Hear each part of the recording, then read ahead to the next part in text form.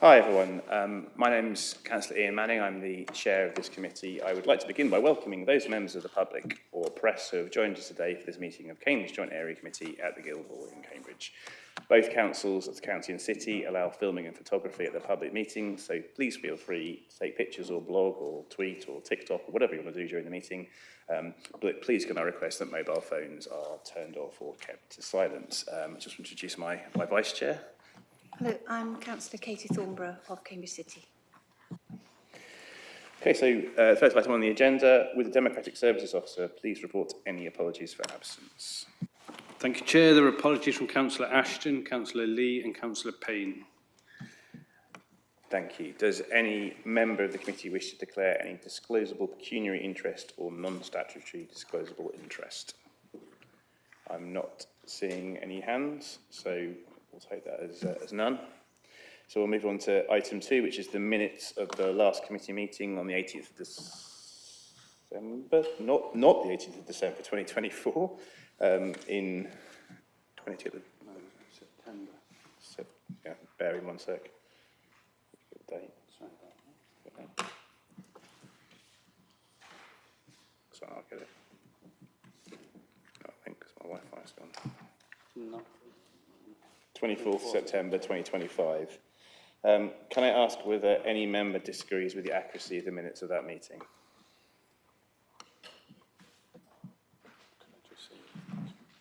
If I could just say, Chair, that the date on the minutes is actually incorrect. It says the 11th of June, so that will be corrected to the 24th of September. Thank you. On that basis, are the committee members happy to approve the minutes? I'm seeing nods. Thank you very much. Do officers or members have any comments on the minutes action log?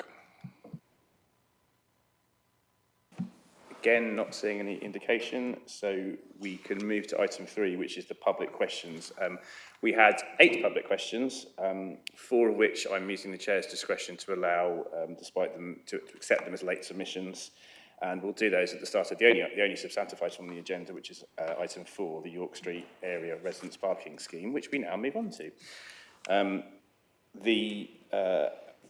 Gary Baldwin, could I ask you to present the some report of the York Street Area Scheme, please?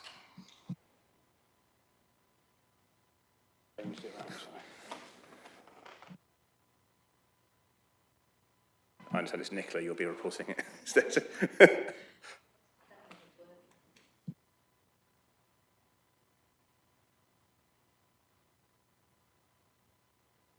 Can we just chuck one of these over? I think we need it for the public record, don't we? So. On top.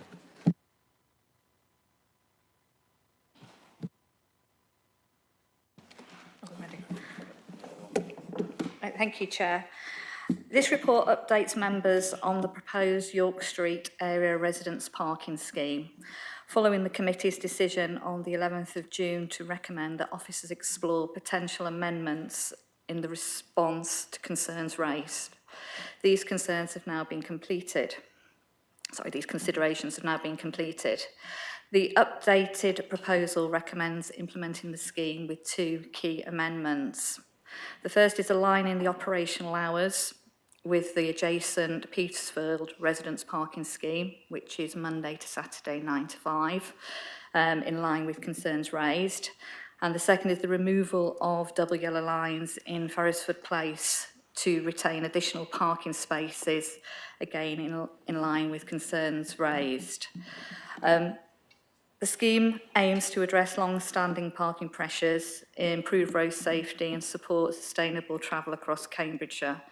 It reflects feedback from the public consultation and statutory Traffic Regulation Order TRO process and includes a commitment to a 6-month post-implementation review. Key points to note, the TRO process is not a referendum, unlike a referendum which asks respondents to accept or reject a specific proposal. The TRO is a statutory procedure focused on reviewing and considering objections. Another point is that schemes are introduced on a zonal basis to offer greater flexibility and not on a street-by-street basis, while exemptions may be considered for isolated cul-de-sacs leading off main roads. Reduced operational hours will lower the cost of the annual residence permit, and the six-month review will assess post-implementation parking capacity and explore opportunities for additional facilities such as cycle racks. Thank you. Thank you very much, Nicola. We will now do the public speakers and questions. We're starting with Mr. Martin Lucas-Smith. If you want to approach the public questions. I don't think I need to tell you. It's the one in front. One in front. I don't think I need to tell you the procedure, but I'll say anyway that you've got 3 minutes to speak, and we'll do the traffic. Do we have the traffic? Yeah. Okay. I'll just give a wave at 30 seconds to go. So, if you want to start, are you ready to? Hello again, councillors. I am a long-standing resident of the area. I welcome this long overdue change. It should not have taken 7 years to get to this point. Managing parking around the city, especially the centre, is necessary in strategic terms. It would be very inconsistent of you as an authority to be spending millions on schemes like the Milton Road bus priority, while still allowing freebie parking within 10 minutes walk of the city centre, undermining bus patronage.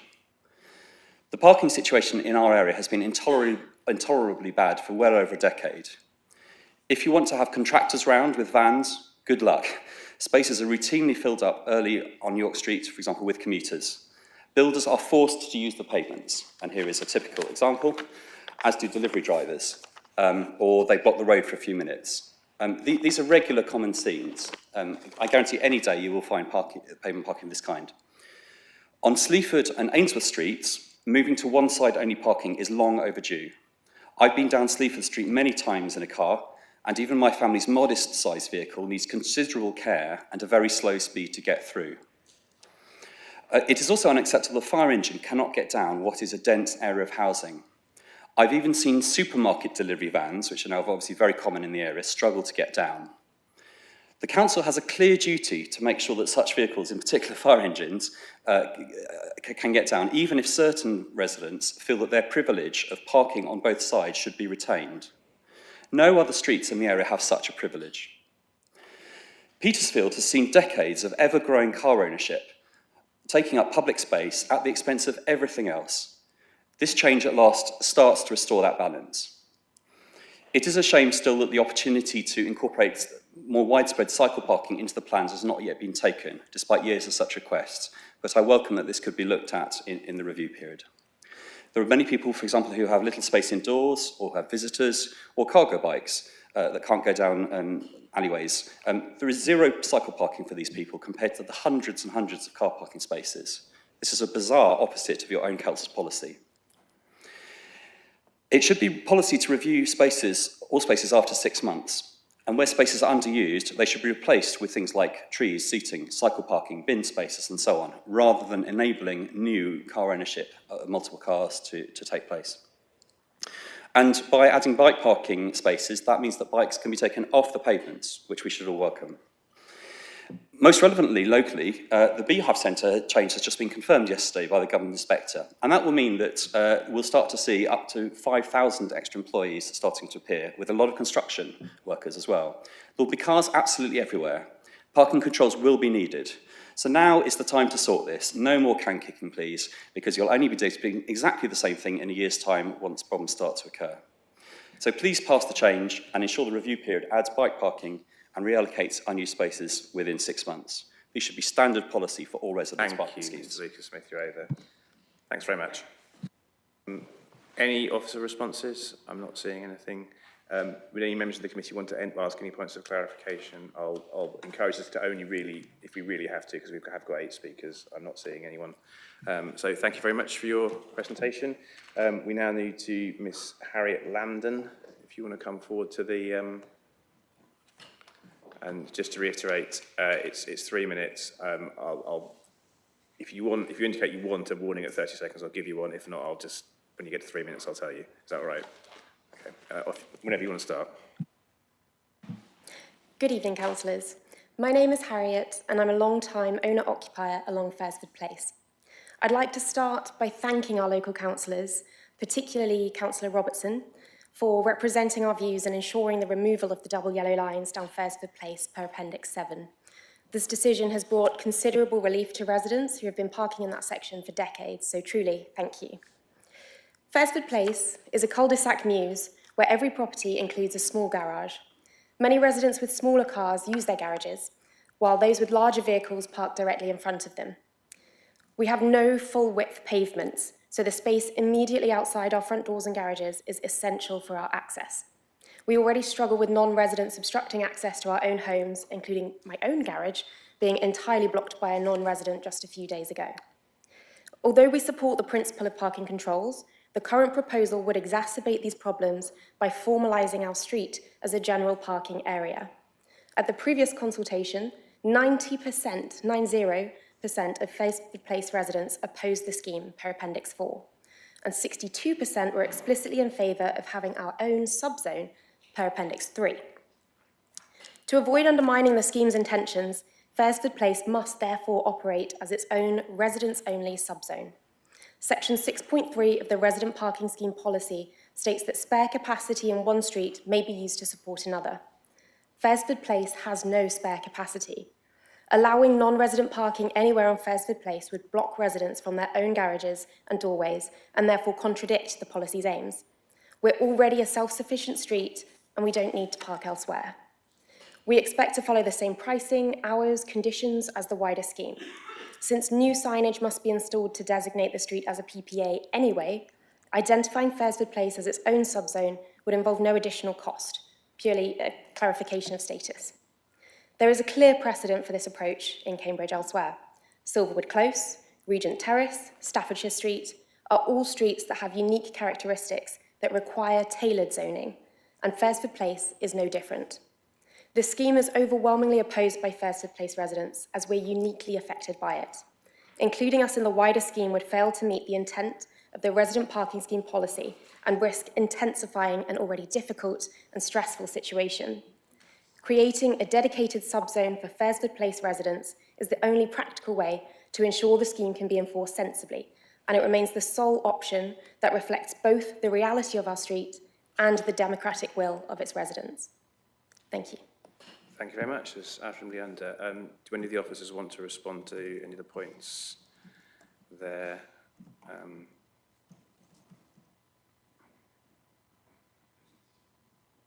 Perhaps suggesting just responding briefly to the point about Faresford Place on its own might be appropriate. Yeah, it is covered in the report to a degree. It's not within the parking policy to review and look at making individual schemes within the boundary zone that it is. There are a number across Cambridge that have been done. They were done for specific reasons where they're not within an RPS boundary, they're not linked to any RPS, and they were specific areas that needed support from a different level of pressure that weren't part of that process. It is in the report, I think 6 point. Thank you very much. Any councillors want to ask any points of clarification of the speaker? I'm not seeing anything. The officer, I've got a question for the officer. Yeah. So there is a 6 months review. So would Kate, we? I think we should probably give questions to the officers, keep to the debate, because it might that's come. fine. I just want to give points of clarification to the speaker, and then we move to that's all right. Yeah. So no points of clarification. So thank you very much for your representation, and we'll move on to Dr. Anne McConville. Is Dr. Anne McConville here? Yep. Thank you. So. Again, you've got 3 minutes from when you start, and unless you indicate otherwise, we will just give you an indicator if you get to the 3 minutes. Thank you, Chairman. I've been a resident of Faresford Place for 20 years now, and given yesterday's depressing decision by the planning inspector, we recognise with the redevelopment of the Beehive Centre a need for the speedy implementation of a resident parking zone. The prospect of contractors and others parking in Faresford Place doesn't bear thinking about. But I am puzzled, and also in the light of the comment by the officer just, why Firstwood Place does not meet the criteria for a standalone scheme. We have Muse houses. Our only access for cars and bikes is in the garage. Our only storage is in the garage. And if people park too close to the garage or the front door, we can't get in and out with bikes, pushchairs, wheelchairs, or anything. Agenda 4 of your papers today, paragraph 2.2 states, when designing a scheme, property access and access for wheelchairs and pushchairs should be considered. Paragraph 2.3 highlights the value of a larger RPS in using spare capacity. But as we've said, Firstwood Place does not have spare capacity, given the layout and the decisions of previous planning inspectors on our development.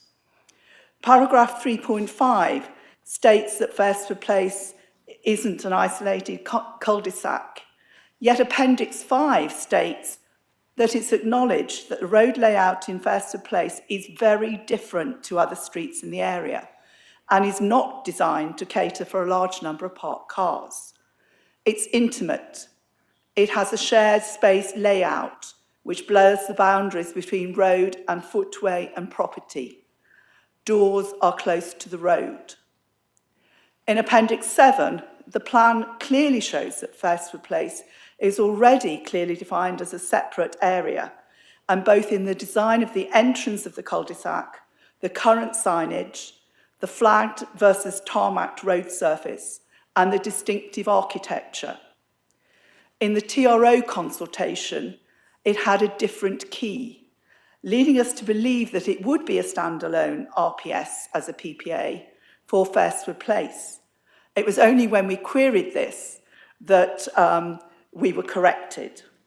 It will already need different signage as a PPA, as the rest of York Street will have parking bays.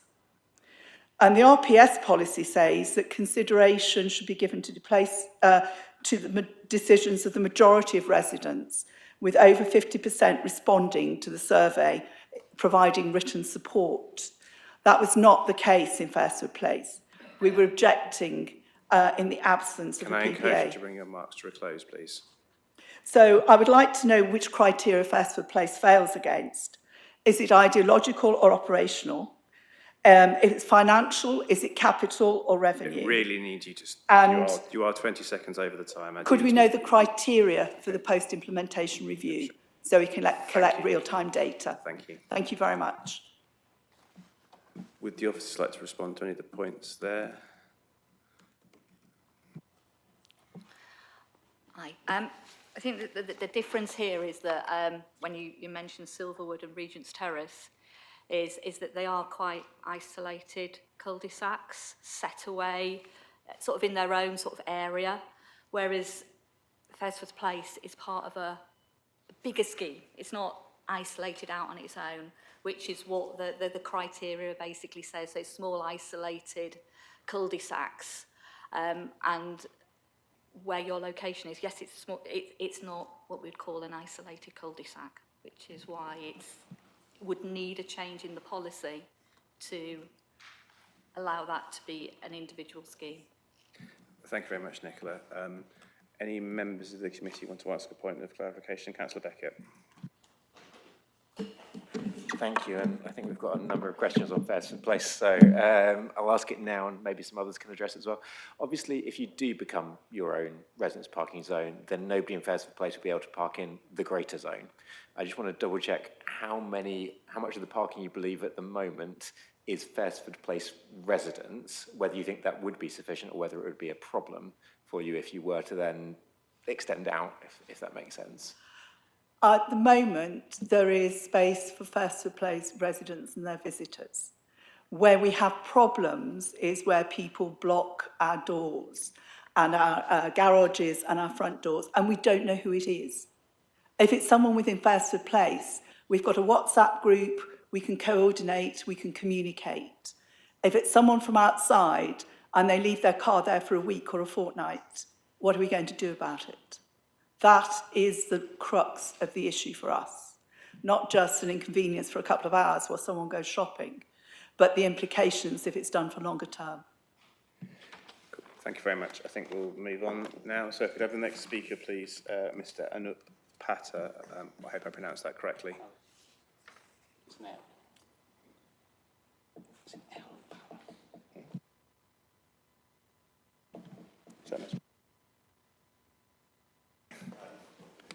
Right, so it's usual thing, 3 minutes from when you start, and I'll give you a warning near the end. Yeah, so thank you for letting me speak today, even though I show my frustration about how things have gone previously. So yeah, basically, we need the scheme to go ahead. Maybe, with several changes from understanding what other people are saying, but for me, the scheme really does need to progress, because when I've bought my flat, however many years ago, we tried to buy a parking space as well. We weren't allowed. We had to opt for on-street parking. And where I live, around the New Street, Harvest Way area, that's always been very problematic for parking.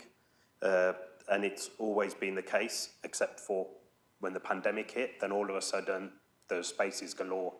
But in what's happening every day, day in, day out, is you have to time it correctly to get home, because during the day, you've got the shoppers, workers in Cambridge, because, hey, you've got free parking right in the centre of Cambridge. Why would people use Park and Ride and use the buses when they've got free options right on their doorstep of work?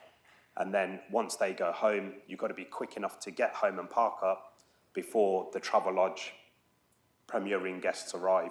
So it really is a struggle. And just to reiterate, it's just really frustrating. And going around in circles just to be able to park outside your own home, it's very frustrating. It's not what you should be having to do. And I think the permits on that street would help a great deal, so that it can stop the daytime workers, as well as I know the 9 till 5 may not stop the Travelodge guests, but I think, again, there may be a need for that particular area to have extra operating hours to allow for the hotel guests not to take up spaces for residents so soon after finishing work. And then, what else do I want to talk about? Yeah, again, just to repeat myself again on Park and Ride, because that, to me, why on earth would people use Park and Ride if there's free parking on their doorstep? So I just want to, again, repeat myself again and again that this scheme does need to go ahead. I think the message is received. I don't think there's any need for comments from officers on this unless anyone disagree. Would any members of the committee want to ask? Want clarification? I'm not seeing it. Thank you very much. I just have one question. Sorry. Does the Travelodge have its own parking? Yeah, I don't know how many cars, but I know it's, I believe it's 10 to 15 cars, and if someone correct me, where there's nearly 300 rooms. Cool, thank you very much. Can I move to Dr. Steve Marsh, please? You've probably picked up on the drill by now, so when you start speaking, I'll start the timer.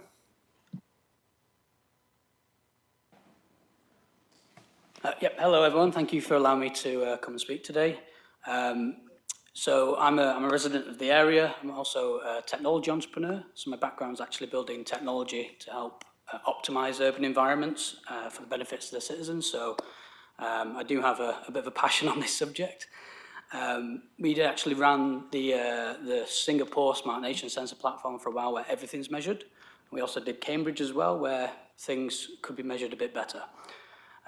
I think the hypothesis that commuters are causing all of the parking issues in that area is not universally true throughout the whole area.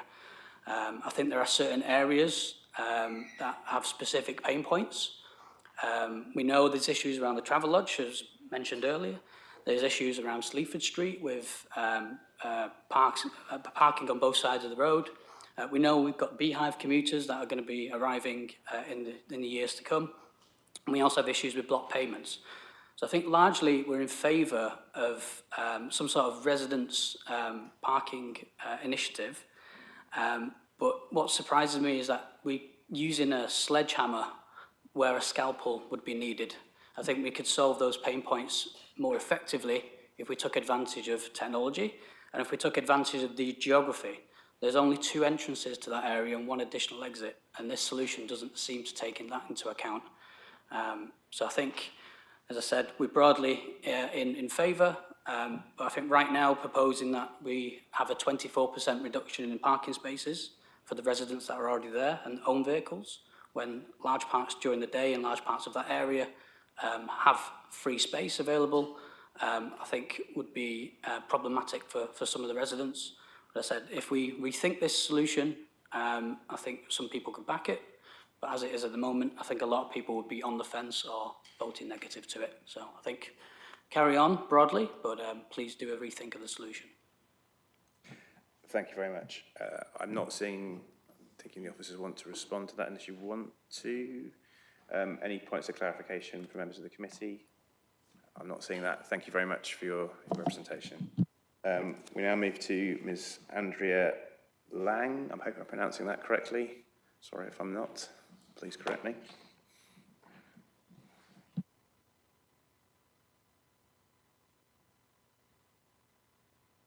Say that I wasn't aware of the amendments that had been. I'm sorry. It's really just time to do your public question now. Sorry? It's really just time to do your public question now, and the papers are all as laid out on the agenda plan. So once you start, I'll start the timer. This scheme is to solve a problem which doesn't exist. I've lived in Sturton Street for 43 years. I've owned a car for the past 25 years. Almost all of my car usage is running errands, and which I'm not able to do by bike or giving lifts to friends who do not drive. So the majority of my usage is during the day. In 25 years, during the day, I've only once had to go around the block twice before I found a spot to park. In the same period, I've 3 times struggled to find somewhere to park at night, twice having to walk home a long way on dark streets, which was very frightening, and once actually ended up parking on double yellows and setting my alarm to get up early to move the car before the wardens arrived. So it's clear to me that the parking problem is at night, not during the day. This scheme does not address this issue, in fact exacerbates it by intending to increase the number of double yellows, as was done several years ago on Sleaford Street for no obvious reason. The road was quite wide enough for parked and passing cars. However, Councillor Robinson seems determined that a residents' parking scheme should be introduced for no better reason than that it's the only part of town without one. On more than one occasion, Councillor Robinson has sat in my living room and assured me that residents' parking Sorry, scheme... can I just interrupt? It really isn't appropriate to make personal attacks on councillors. I think if you have substantive points of the scheme, I could encourage you to keep to that, if that's possible, please. Sorry. Councillor Robinson has sat in my living room and assured me that residents' parking schemes cost the council money and are not a sneaky way of raising... I did ask before, please can you not make direct attacks on individual I'm councillors? not making an attack, I'm stating a fact. I'm repeating what Councillor Robinson has said to me. Right.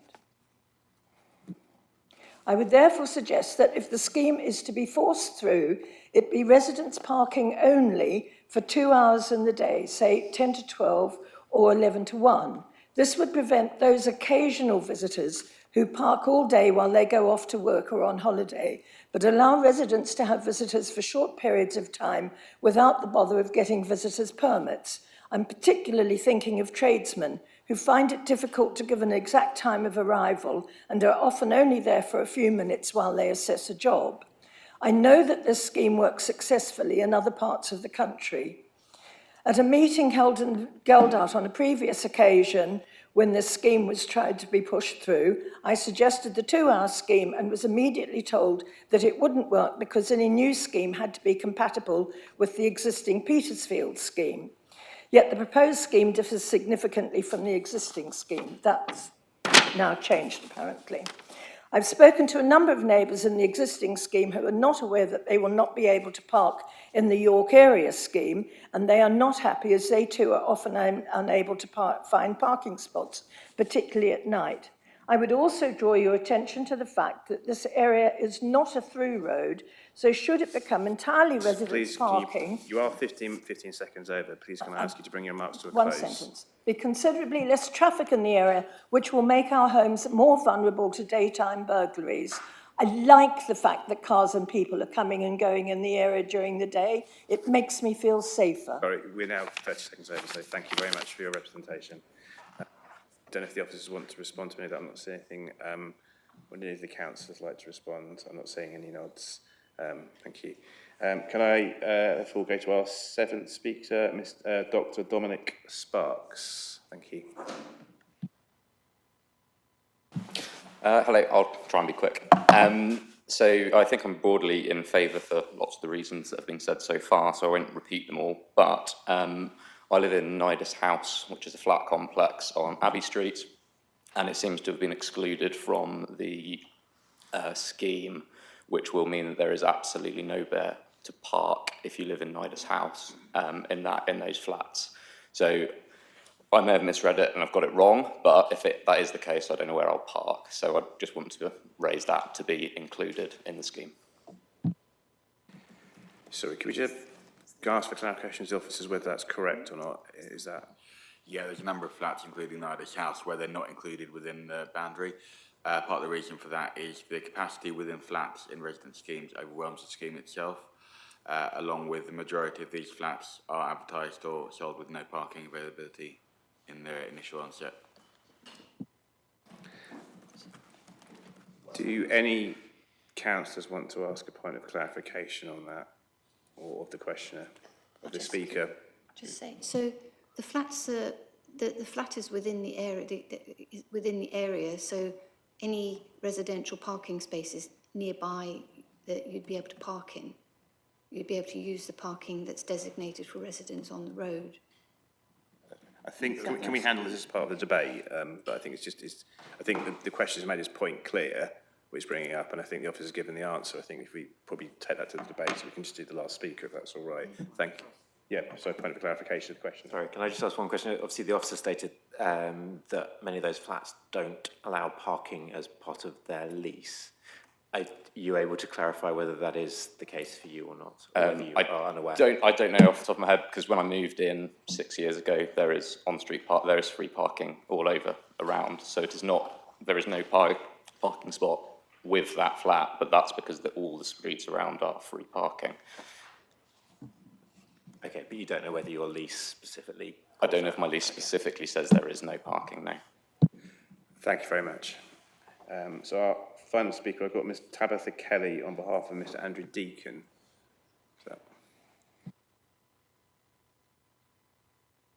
Same drill. As soon as you start, I'll start the timer. Yeah, you need to press the little button so it goes red. Like that? Yep, that's the one. Hi, my name is Tabitha Kelly, and I'm reading this for Andrew Deacon. We both live on Ainsworth Street with our son, cat, and a single hybrid vehicle. We all cycle. I'd like to register my strong objection to the scheme for the following 3 reasons. First, the consultation process underlying Point of the order, Chair. recommendation. Because you're leaning back, I can't hear you very well. Is it possible you could be a bit near the microphone, and Chair, I'm being too could casual. the time start again, if possible, to allow Tabitha to speak? I'll allow about 10 extra seconds anyway, so... First, the consultation process underlying the recommendation was plainly unlawful. Residents were not provided with sufficient information about the scheme to enable them to meaningfully engage in the consultation. That failure undermines the foundations of this entire decision-making process. It's surprising and disappointing that no effort has been made in the 6 months since the previous meeting, when the decision was adjourned, to address these defects. Second, this meeting is itself procedurally unfair. Not only were key documents, the new Equality Impact Assessment and Road Safety Report, produced just 5 working days ago, but I note with real concern that both the ARA objections letter of March 2025 and the parking stress data, which clearly demonstrate that the Ainsworth Street parking is not being abused by non-residents, have actually been removed from the documents now before the committee. As well as giving rise, at the very least, to an appearance of bias, it's unclear how councillors and members of the public are expected to engage in this process without appropriate materials. Third, the conclusions in the officer's report are unsustainable. Unfortunately, there are too many irrational and unsupportable inferences to address in the 3 minutes available to me. However, I highlight the following to give the committee a flavour of our concerns.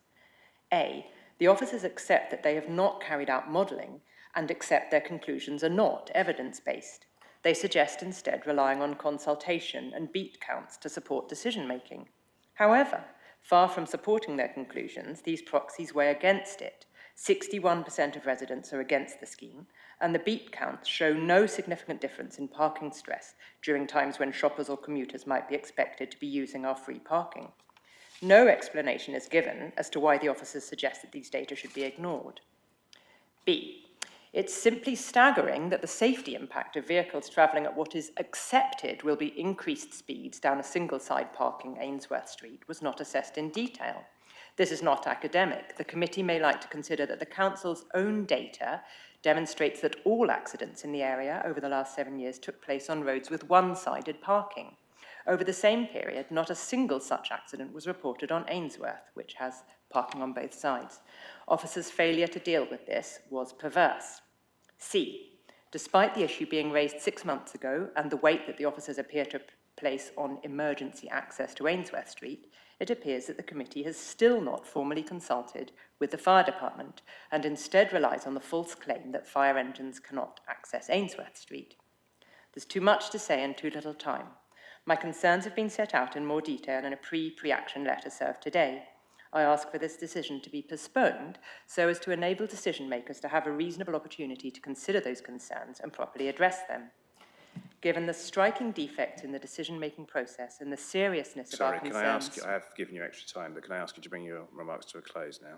Should the committee decide today to recommend this scheme, it should expect a formal pre-action letter to be served and for judicial review proceedings to be commenced. Thank you. Thank you very much. Would any of the officers like to respond to some of the specific points raised? I mean, I'll just say that as committee chair, the published papers were all published when the committee, I saw them all published, so... Sorry, are you referring to the two that I said were missing? No, I'm just referring to the papers I'm looking at as published on the agenda when the committee was, that was what was there now, so I'm just making that statement. I'm not sure I understood. Are you saying in... this isn't the discussion, I'm making a comment and then I'm asking the officers to respond I'm to just your saying speech. that the two that I mentioned... I'm now asking the officers to respond to the comments made. Okay. Yeah, sure. I don't have the dates of the EQA here, but they were done some time ago. There's been a couple.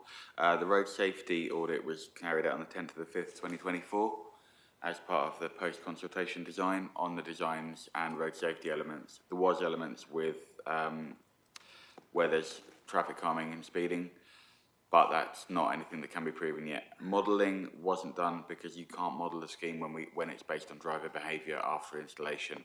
We can only model when it's infrastructure and we know what a physical infrastructure will look like and how vehicles will navigate around that. It's very difficult to model anything else. I think that was the majority of them. Thank you. Can I ask any members of the committee want to ask questions of clarification? Speaker, Councillor Rees. Thanks. Just wondering, there was the comment made that this was unlawful. Can we have some clarification as to the legal quality of this? I'll let Gary do the TRO side of it. Within the consultation, the unlawfulness of the consultation, the formal consultation or engagement isn't the legal traffic regulation point. That's the consultation that goes out to the wider public that's followed on feedback as an engagement process. The TRO is the legal aspect, which Gary will be able to cover. Yeah, so effectively what we're saying is there's at least two rounds of consultation. The first one is a public engagement exercise, which James has just referred to, which is really to engage with residents to try and find out what their feedback is in terms of positivity or negativity. Following that, we then go on to the statutory procedure. Now, that is highly regulated, and there's certain things which we have to do. For example, putting a notice in the press and putting notices on the street and that sort of thing. We did write to all of the residents in the whole area as part of that.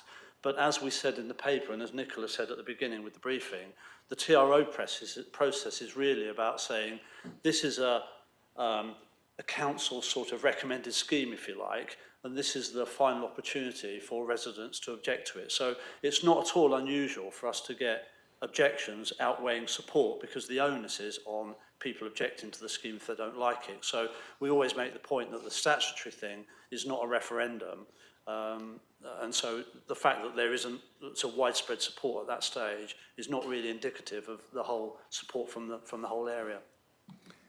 Councillor Rees, are you happy with the... To answer your question, yeah, cool. Thank you very much for your representations. Before we actually... Sorry, we are now moving to... You have had your chance to speak, and we are now moving to the debate, members of the committee. Local members are offered the chance to speak. Many of you are actually members of the committee. Councillor Howitt, do you wish to... bear with me a minute. Shall we get the notes up? Firstly, I thank all the constituents who've attended today, and many who have talked with me and with my city colleagues, Councillor Thornbury and Councillor Robertson, who are here, and our colleague, Councillor Davey. I think the representations we've heard today reflect the diversity of different views strongly held about this, and I acknowledge that there are very different views within the community about that. There have been occasions, happily not today, when there have been accusations of a lack of good faith on behalf of either us as elected members or the officers. And I just want to place on record that none of us as councillors have been intent on pushing this through or having an agenda. We've simply been trying to support our residents, and even today I absolutely attest that that is the case. And as far as the officers are concerned, neither have they. In fact, they have spent many, many hours in consultation meetings, additional meetings with residents that I personally have taken part in particular Mr Hostler, and I'd like to place on record my thanks to him and his colleagues for undertaking the work in a really diligent way. As we've heard, Chair, today, there have been key mitigations that have been brought in since we deferred this in June. As far as Harris is concerned in Faresford Place, I know that the changes made are still not enough to carry all of the support. I'm not suggesting otherwise, but it shows we have listened. Removing the eligibility to take part in the parking area for those homes who already have dedicated spaces in the Ironworks development is going to make extra spaces available. The change in hours and days is going to save money, £26 cheaper. Please, officers, in your reply, confirm that. You've told me that in private. The real worry that exists, which I acknowledge, about speeding in Ainsworth Street, that this will be part of the review, and if it happens, that there can be further mitigating measures brought in. And I do say that the road safety audit has covered that, and so although I accept the fears are genuinely felt in Ainsworth Street, I hope that we can improve, not unimprove road safety there. The extra cycle parking provision, the fact that legal questions about the consultation have been examined and officers got their own legal opinion, and they are satisfied that the recommendations they make have fully consistent with the law, without disrespecting the fact that if some residents want to undertake a judicial review, that is their right. But that's the legal opinion available to the officers and through them to us. So it's reasonable for us to take a decision on that basis. And those mitigations I've just listed do reflect responses to individual concerns that are shown in the appendix that come from individual constituents. I'm not saying that significantly changes the percentages in favour and against. It's difficult to say that, and we've examined that with officers. But I do think it shows that the extra period that we asked for has been used in a very constructive way to try to respond to concerns. I acknowledge that the Ainsworth Area Residents Association would like a further delay, and they've said that to me, but I am balancing in my own mind the inordinate delays. It's now 3 years that we've been doing this, and the strong feelings from those who want this scheme, and I believe that the last 6 months have been sufficient delay. Finally, Chair, what leads me to come to my conclusion, because I think when there are balanced forces out there in all directions, you have to examine your own conscience. And there are two things in my conscience that have helped tip the balance for me. One is we know, because of the Beehive Centre and development of the Grafton Centre, the pressure on extra spaces is going to be far greater in years to come than even it is today. I think what Mr Hostler has said, that 3 years of work will not be done in another 6 months' time or another 12 months' time. There are others queuing up for their schemes to be reviewed. And it's probably going to be 10 years' time when the next opportunity to bring a scheme in would come. And for that reason, I do think that the responsible thing is to support the scheme as officers proposed. The second issue is the fire issue. If a fire engine can't get to a fire in 6 months or 12 months' time and someone dies, then we will be responsible for that, because we have the opportunity to avoid that by what we do today. And I accept it's unpopular with many residents in Ainsworth Street, but in my view, the fire access issue is a crucial issue, and we got the officers, with thanks to my colleague Councillor Thornborough, to remeasure the road. And you see it in the report, the dimensions of the fire engines and what is needed in order for them to navigate it. And that is a very, very influential factor for me in coming to a conclusion about that. So although I know it's going to be unpopular with some people, not just here, but in the division, my judgment is it is right to go ahead with this in line with the officer's recommendation. And I will listen to the rest of the debate, but it's my intention to vote in favour, having listened to it, unless other things are said in the debate that cause me to think otherwise. Thank you. Thank you, Councillor. That's a very balanced explanation. Next, in terms of local members, I have Councillor Tong.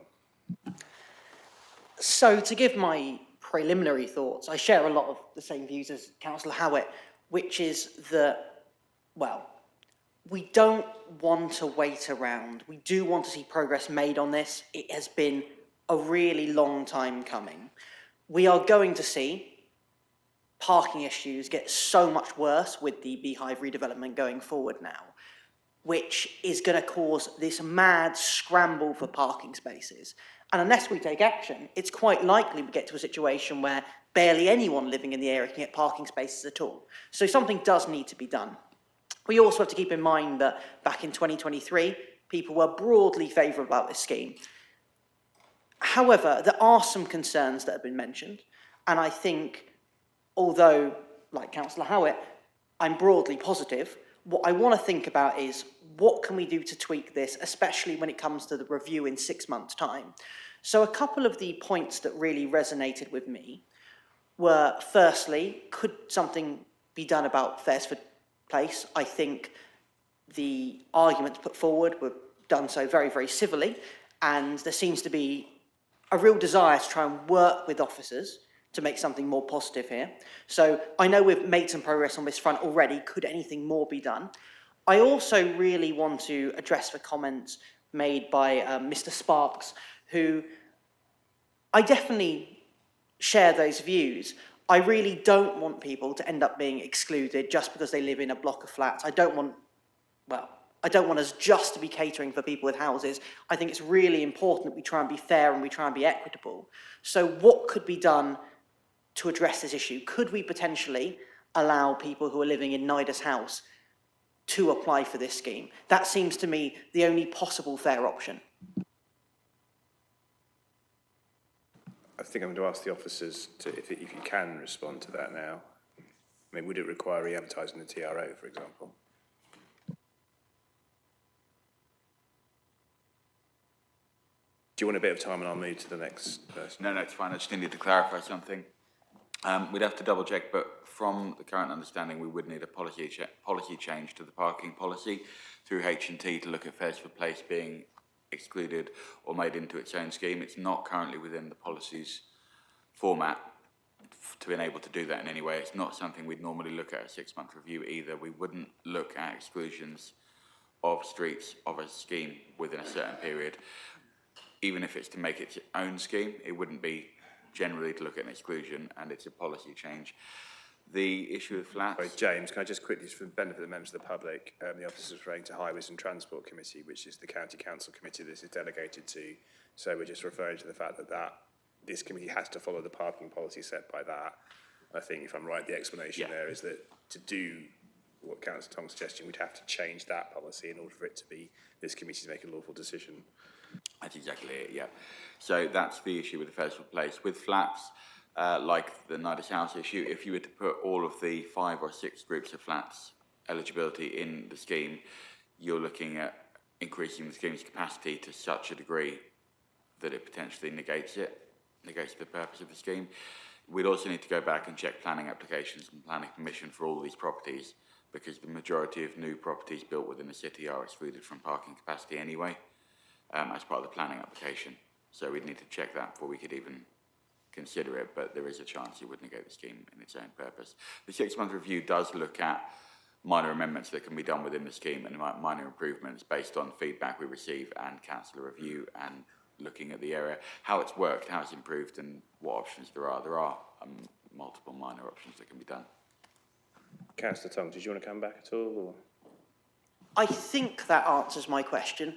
One thing I did want to slightly note is I feel if trying to be more inclusive when it comes to allowing everyone to use that scheme, if that unearths problems within the scheme, I do wonder if the scheme is perhaps flawed to begin with. One thing I do want to follow up on is, just to get this explicitly, is trying to include these residences within the scheme the type of thing that could happen at that 6-month review? Because it's a TRO, it's potential that it could be, but it's very, very unlikely, because generally with this capacity of people within those properties, it is a side effect of a scheme, but when you look at the way the city is built, the capacity on the highway is what we're working with. The capacity on the highway doesn't really change. We can make amendments, but it doesn't change massive capacity. When you're looking at residence parking schemes and the number of flats within there, the capacity within such a small constricted area well exceeds any highway capacity that would be on carriageway. So any scheme you put in, if you're to include large areas of flats, negates the purpose of the scheme purely because of carriageway widths and parking capacity. Thank you. I'd like to move on if it's okay. Next, we've got Councillor Robertson, if you wanted to make a point as a local member. Thank you. It's clear from going around the streets, talking to residents in the area, that majority of them, I have found, very much in favour of having parking restrictions. There are specific areas where there are problems. Nobody's going to deny that. But they've suffered for so many years of being almost the nearest place to the city centre without any parking restrictions on it at all. And that shows up in the way they complain to us about the issue. The two, Ainsworth Place and Fairwood Place, both are deemed to be appropriate for this PPA type parking zone. They both have got these garages facing onto parking, and they manage them very well, as has been described by the residents here. They manage them very well, but they too are at the moment faced with occasional somebody parking in their street and being there for longer than anybody knows. So the issue to them, I've tried to reassure them that the additional residence parking that will be provided on Sturton Street, primarily where all the pay and display will become residence parking, that should have an impact on taking any pressure off Faresford and Abbey Walk come to that. And there's also, interestingly, residents further up Sturton Street tell me that some of them who are not in the existing Petersfield zone park in what will become the New York zone and pay without obviously having to pay for a permit. That will not be possible in future. So those cars, again, will be moved out of the new zone because they will no longer be eligible to park there. So again, I think there will be some extra space. A lot of detailed work has been done on these plans over the time, and we have found additional parking spaces which were double yellows at the moment. I think there's a set of 4 or 5 opposite the entrance to Kerridge Close on Sturton Street. These are additional parking spaces that didn't exist before. They are, as of today, they're not parking spaces, but they will become so. On Hooper Street, the end 7 houses, which are part of the Ironworks development, have the right to park on the Ironworks site, therefore they are excluded from our new zone. And again, there's hope that some of the parking that will be lost on Ainsworth Street will be able to make use of that. There is the likelihood that we as you have gathered, we tried measuring the road again just to check for ourselves that there really was not the width that is required by the fire service. And the fire service have experience of difficulty getting a fire engine down that street when there was actually a fire, not a serious one, fortunately. And then we also got the fact that of the objectors in Ainsworth Street, there were 51 objectors, 15 in favour though. Sorry, 51 responses, of which 15 were in favour of the scheme. So it's not the case that everybody in Ainsworth Street is opposed to it.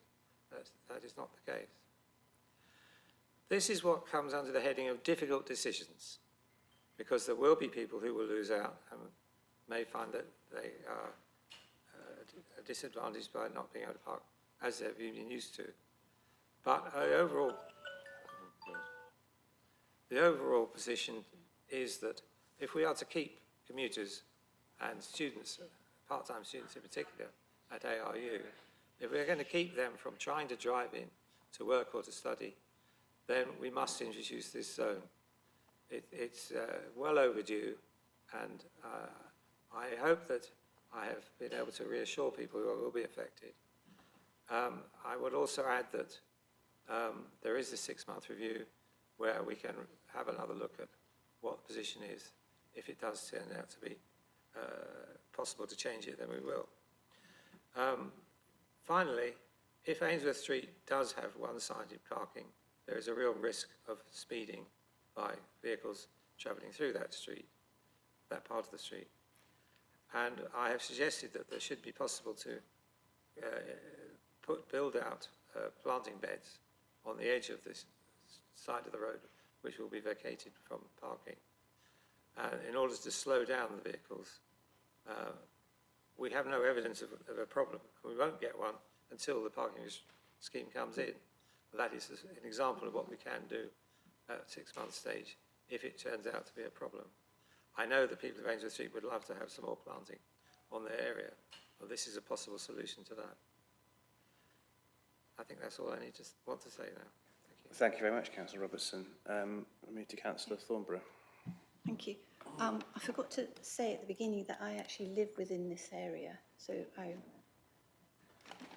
I think I mentioned this last time. I live within the permit area. Yeah. So I just think this is very similar to the Milton Road residence scheme, where there's some support, and those who are in opposition were had very good reasons to be against the scheme, and it is very, very difficult. This is really difficult, and I actually think the process is a bit unsatisfactory, and I hadn't realised how complicated it was to get anything changed on the streets of Cambridge until I was involved in looking at the TRO. And I think we're stuck with some things. Like the number of, I'd like to change some other things, like the width of cars that we're getting, because cars are getting wider and seem to be getting wider and heavier, and we're not controlling those. And in our narrow streets, that does cause a problem, because they stick out, or if they're parked badly, it does cause, where they are narrow, it makes it really difficult. And in some of these streets, I've seen wing mirrors being taken off as well. We're not controlling that. We're not talking about that. And we're not talking about the number of permits that in residential areas people are able to have. That's set policy as well. And I know that if everyone only had one car, one permit plus the opportunity for visitors, then it might be a different reason. But the way we live today, people often need 2 permits and maybe a permit for a vehicle. So those are problems. I think I think there are other issues that I think we should try and get sorted out at the same time. I think I wish we could include the potholes and getting the surface repaired and the uneven pavements repaired, because this is really, really needed in this area. I am worried that there is a lot of cycling down Ainsworth Street now, but also Sturton Street and Gwyder Street, and there is a lot of people walking up to the Travel Lodge at the north of this area, and quite often people are using the streets to walk on because there are bins and obstructions on the pavements. So it's really, the whole area has issues which we're not going to resolve, even with sorting out, even with adjusting the parking in this area. And I wish we could have a look and look back about the process and the consultations and the information that went out. Because when you know how this works, it's easier. But when you don't know how it works, you don't know what to expect, you don't know what to ask for, can we learn from this where people have had objections? I'm sure we can. I'm sure we can, as councillors, we can somehow inform people more and make sure the process is absolutely clear from day one this starts to when it's going to be finished. So I'm still thinking, I'm still listening. I have one very specific question, if you don't mind. It's at the very entrance to Faresford Place, there's that zone is shown by hatching. There's double yellow lines on either side of that road, but there's a new double yellow lines, but there's a gap between the hatched area and the double yellow lines. And we know that if there's any unmarked zone, someone will go and park on it. So I just wonder if that is correct, or whether the double yellow lines need to be extended a bit. Otherwise, that could be a place where people will pavement park. There won't be yellow lines, and that may cause an obstruction. So apart from that, that's all I want to say. Thank you. Do you want to respond to that straight away? Or? Yeah, that's fine. The double yellow lines on there go up to the start of the PPA. So within the PPA, there's no double yellow lines within Faresford Place. So after that point, it's a parking area. In other words, there isn't a gap of nothingness. No. It flows from the double yellow line straight into the permit parking area. There's a gap between the shading and the double yellow lines, which is probably just the way CAD was drawn. From the double yellow line point onwards is a PPA under the DRA. So can I just say, so with the signage for that PPA area needs to be absolutely clear that it starts where the double yellow lines end, so that people the signs start have at to, the double yellow line point. Okay, I'm sorry. So if they mentioned about if someone with a parking permit from outside the area goes and parks in Faresford Place and blocks them, will they be able to report that someone with a parking ticket has blocked their front door? No, it was something that was discussed before we put in the PPA, that there is the possibility of putting a PPA in there at request of residents from the consultation.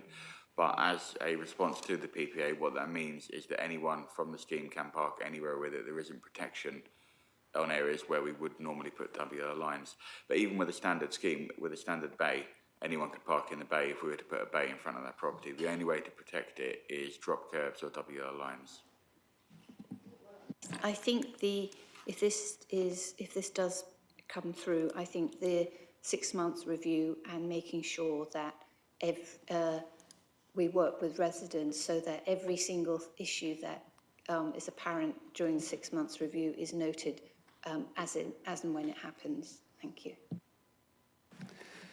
Thank you. The other two local members are Councillor Bennett and Councillor Howard. I don't see them present. So we now, unfortunately, this is just debate amongst the committee now. I'm really sorry. I can see there's some of it in the public gallery. Are there any members of the committee, obviously noting that councillors who are already spoken can speak again, but I'm seeing Councillor Beckett. Thank you very much, Councillor Manning. So, firstly, residents parking and decisions in council are always challenging when they're like this, when they, you know, unfortunately, no matter what we do here, there will be some people that will be disappointed.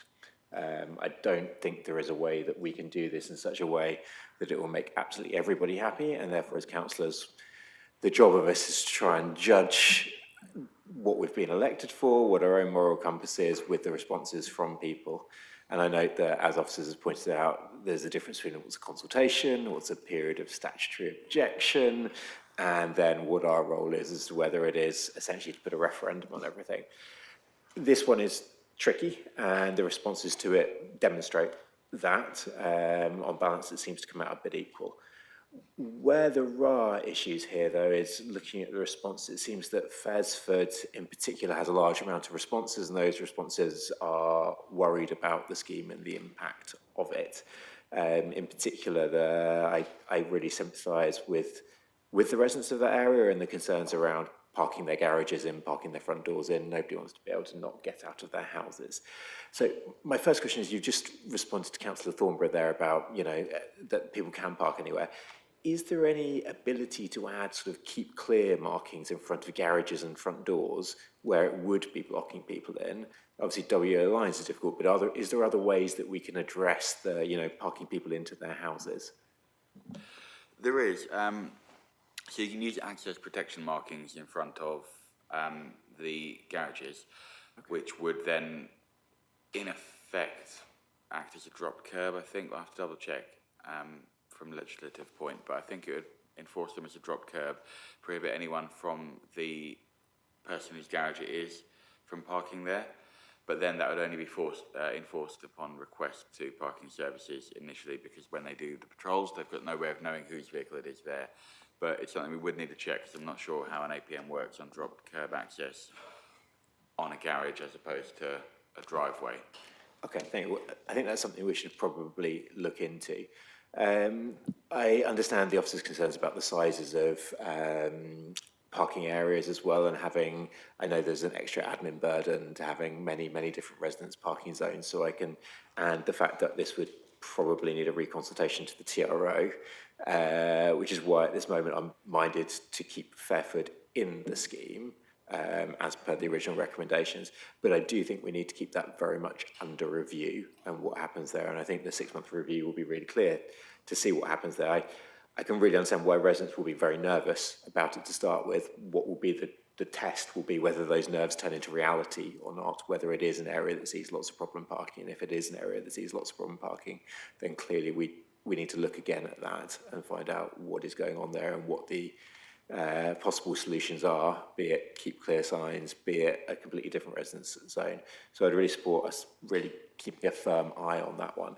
In terms of the other resident that was talking about, is it Midas House, did you say? Midas House.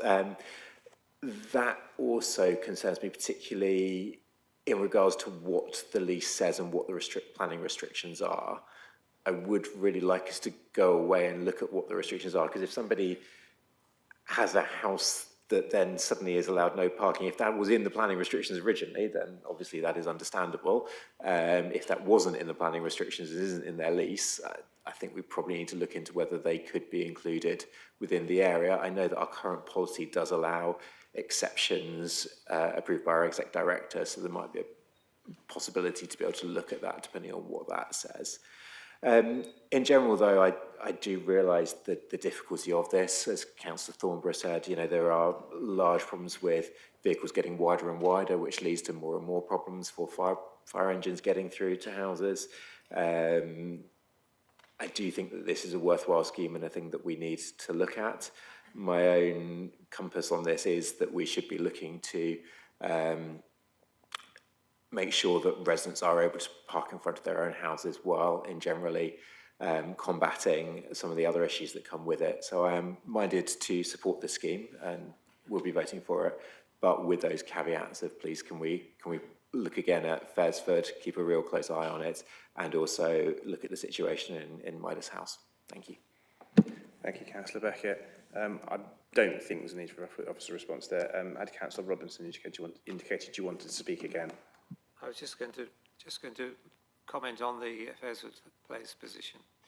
My understanding is that the way the garages are laid out, many of the garages are not actually used as garages, but even if they are, there has to be space on the other side of the road as well as the one outside the garage.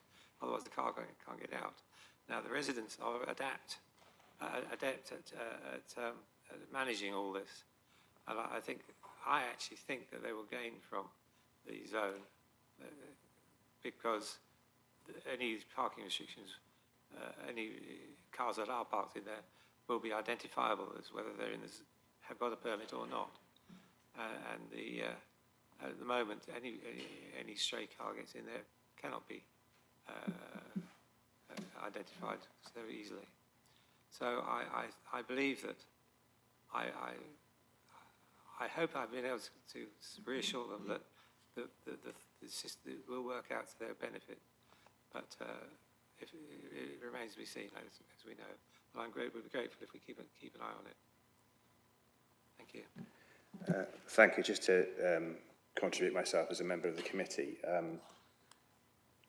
residence parking schemes are brutal things when you're a councillor because you're balancing principles you might have around trying to manage car ownership and car proliferation and the problems caused by that sometimes with the practicalities of residents' lives and the fact that we don't have, we're not like America, we don't have lovely grid systems where every road is built equally. We have nooks and crannies and roads. I do think that speaking as a committee, we have listened to the objections. We did, I moved a deferral from the chair last time that the committee supported to give councillors an extra time to sort of look at this again.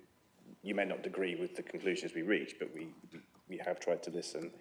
I have a lot of sympathy with, I think it was Dr. Marsh who mentioned the technology point. There are several members of the committee who are technologists. Just one who's a technology entrepreneur, not me, I'm looking at Councillor Beckett, but obviously the technology is there. Unfortunately, the technology is ahead of the legislation in terms of how we can implement these schemes. It's ironically we can geofence cows in the city, but we can't geofence parking schemes easily. It's a shame, that's a real shame we can't. And I sympathise a lot with the point about the flat ownership. I myself used to live on an estate that had restricted covenants, so you couldn't have any residence parking at all, despite it being a clear need and there only being one car parking space per property. But I think I'm kind of, having struggled with this a lot, I'm leaning from what Councillor Howitt said, that this has taken, I think you said 3 years to get to this point, and there's been a real effort to try and balance, as Councillor Robbins says, balance all these competing interests out. There's no such thing as a good residence parking scheme. Councillor Thornborough, I think you're completely right in the point around something I've discussed with officers before about something more as a councils we can do that goes a bit beyond the roles that the officers have, because they have to do the statutory bits around expectation management about what residence parking schemes can mean and what all the compromises are. But I think I am persuaded by Councillor Howitt that I'm minded to vote for this, but I'm very interested to hear what he's got to say. And then I've got Councillor and then Councillor Rees afterwards. Very briefly, I just wanted to thank Councillor Beckett for his contribution. And like him, I've heard officers say today they're prepared to check the planning arrangements on Midas House and the other flats. And I've heard them say today that they're going to look at different solutions, including drop curbs, in relation to access to the garages in Faresford Place. And as long as Nick Mills tells us we're allowed to ask for this, I'd like to see that in the minutes as some further action before the final decision is endorsed. I think it can go in the minutes. I don't think there's an issue with that because you've said it and we're minuting it, so I think that's clear. Councillor Rees. Thank you, Chair. I'd just like to honour and thank all the members of the public who've come to put some really impressive and well-spoken interventions. Also thank to the councillors I echo the comments that this is a really difficult, thorny issue, and really I just wanted to echo one more point. I sit on the Cambridge Fire and Rescue Authority outside body committee, so I'm very well aware of the dangers and difficulties that fire people face when they come to try and save people in burning houses. So I echo Councillor Howitt's point about that making this accessible for fire engines is really important. I've heard a lot from the members of the public about Faresford as a problematic area for this scheme, and it seems a lot of the debate is trying to work towards, this has been going on for 3 years now. We've had lots of debate. Broadly, there seems to be a lot of good reasons for this, but there are some problems. So I just want to ask, if I may, one more clarifying question. This responds to Councillor Tong's question and Councillor Beckett's question. Councillor Tong asked about, could there be, what is the scope for the 6-month adjustments to be made? Councillor Beckett asked about, could the adjustment, the drop curb idea about to not block the garageways be made? Can I ask, and I'm not sure from your response, is that kind of drop curb adjustment for Faresford, would that class as something that could be incorporated as an adjustment after the 6 months, or would that also require this huge policy change? So if you could just advise on that, that would be much appreciated. Thank you. Yeah, that could potentially be done.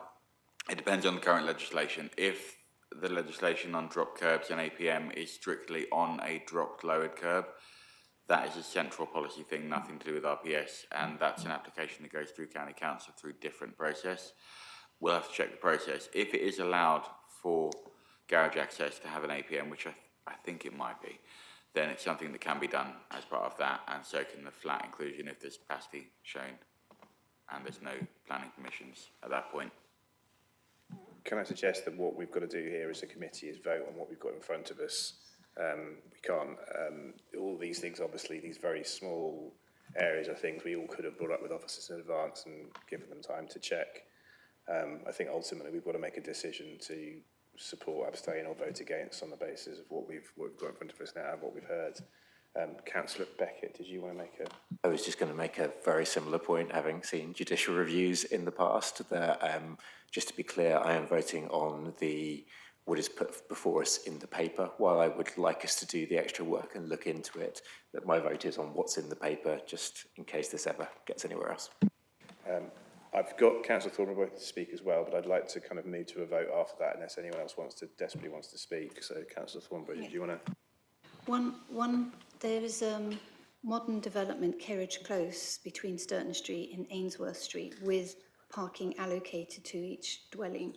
There's a parking area off Ainsworth Street, and my understanding is that some of those have been rented privately to someone else. And if you're looking into planning applications, and this is fairly modern, could you include Kerridge Close to see if there's a restriction on their own parking places and whether they have to be just for the use of the dwellings? And so if you have and again, whether there would be a I don't think there would be a restriction that they couldn't use residential scheme because there wasn't a residential scheme when they were built. But if you're looking at planning applications, maybe you could include that. Thank you. Okay, thank you. I'd like to move us to a vote now. So the report recommendation is recommend that the Executive Director of Place and Sustainability, in consultation with the local member, approves the implementation of the York Street Area Resident Parking Scheme as published and amended. Nick, can you take us through the... Thank you, Chair. Could I ask those in favour of the recommendations to raise their hand, please? And those against? And any abstentions? Thank you, Chair. That's 8 in favour and 1 abstention. Thank you very much. And I'd like to echo my thanks to all the members of the public who attended and spoke. We now move to agenda item 5, which is the agenda plan. Are there any updates to the agenda plan from officers? Yes, Chair, just to note that the meeting in June, on the 17th of June 2026, will need to be rescheduled, but that will be circulated at a later date, probably to the week earlier. Thank you. Any comments from members on the agenda plan? I'm not seeing anything, so that closes the meeting, and the next meeting is scheduled for the 11th of March 2026. Thank you very much for all coming.